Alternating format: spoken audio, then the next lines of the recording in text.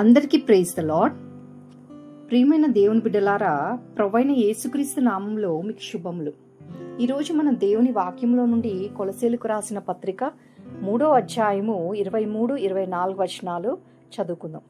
ప్రభు వలన స్వాస్యమును ప్రతిఫలముగా పొందుదుమని ఎరుగుదురు గనుక మీరేమి చేసినను అది మనుషుల నిమిత్తం కాక ప్రభు నిమిత్తమని మనస్ఫూర్తిగా చేయుడి.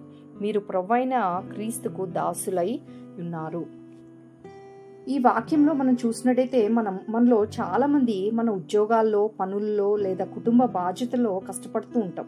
కొన్నిసార్లు మన కష్టాల్ని ఎవరు గుర్తించడం లేదని, మనకు సరైన ప్రతిఫలం దొరకడం లేదని నిరుత్సాహపడుతూ ఉంటాం.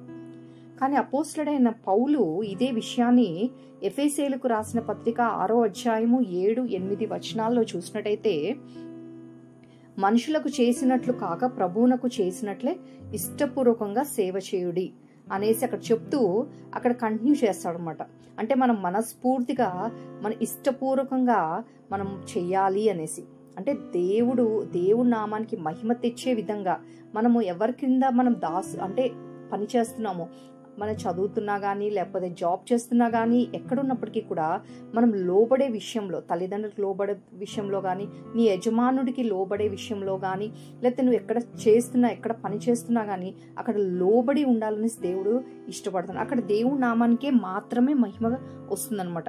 ఎందుకంటే మనం సేవించేది లోక అధికారులకు కాదు కానీ సర్వశక్తిమంతుడైన మన ప్రభువును సేవిస్తున్నాము. ఆయనకి మహిమ తెచ్చేవారుగా మనం ఉంటున్నాం కాబట్టి ఆ పనులు చేయాలన్నమాట. మన పని యొక్క ఉద్దేశం ఏమిటి మరి? 1 కొరింథీయులకు 10వ అధ్యాయం 31వ వచనంలో, కాబట్టి మీరు ఏమి చేసినను సమస్తమును దేవుని మహిమ కొరకు చేయుడి. మనం తినటం నుండి మన ఉద్యోగం వరకు, మన చదువులు ఏదైనప్పటికీ కూడా ప్రతిదీ దేవునికి మహిమను తీసుకురావాలి. అలా చేసినప్పుడు మనకు లభించే స్వాస్థ్యం ఏంటిది మరి? అది లోక సంబంధమైన స్వాస్థ్యం కాదు కానీ 1 పేతురు 1వ అధ్యాయము 4వ వచనంలో అది ఏంటిదంట? అక్షయమైనదియు నిర్మలమైనదియు వాడబారనీయుదైన స్వాస్థ్యం దేవుడు, అలాంటి స్వాస్థ్యాన్ని దేవుడు మనకి ఇవ్వడానికి ఇష్టపడుతున్నాడు. ఈ గొప్ప బహుమానం మన కొరకు పరలోకంలో భద్రపరచబడి ఉంది. కాబట్టి మనం ఏం చేయాలి?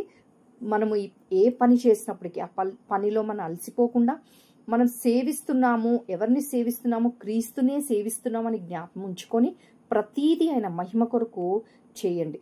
ప్రభు తప్పకుండా మీకు తగిన ప్రతిఫలాన్ని ఇస్తాడు. తర్వాత శాశ్వతమైన స్వాస్థ్యాన్ని దేవుడు పరలోకంలో మీకు అనుగ్రహించును కాక. దేవుడు మిమ్మల్ని, మీ కుటుంబాలని దీవించి ఆశీర్వదించును కాక. ఆమేన్.